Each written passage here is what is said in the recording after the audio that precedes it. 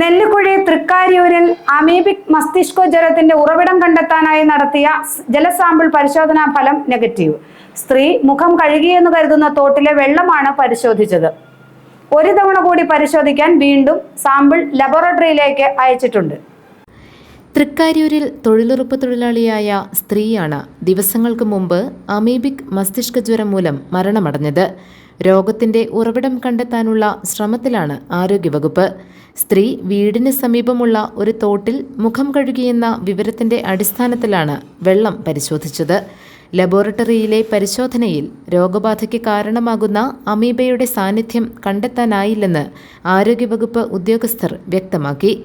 തോട്ടിലെ വെള്ളം ഉപയോഗയോഗ്യമല്ലെന്ന സംശയത്താൽ ഒരിക്കൽ കൂടി പരിശോധന നടത്തുന്നതിനായി സാമ്പിൾ ലബോറട്ടറിയിലേക്ക് അയച്ചിട്ടുണ്ട്.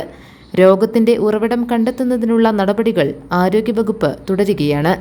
ജില്ലയിൽ അമീബിക് മസ്തിഷ്കജ്വരം മൂലമുണ്ടായ ആദ്യത്തെ മരണമായിരുന്നു തൃക്കാര്യൂരിലേത്.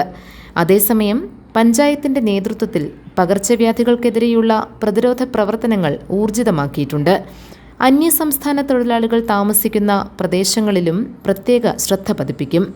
ചെറുവട്ടൂർ കുടുംബാരോഗ്യ കേന്ദ്രത്തിൽ ചേർന്ന അവലോകന യോഗത്തിൽ സ്ഥിതിഗതികൾ വിലയിരുത്തി. ആശങ്കപ്പെടേണ്ട സാഹചര്യമില്ലെന്ന് അധികൃതർ വ്യക്തമാക്കി.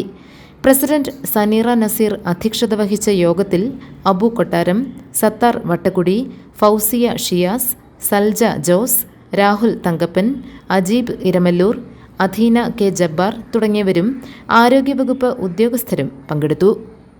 GTV news, Nellikuzhi.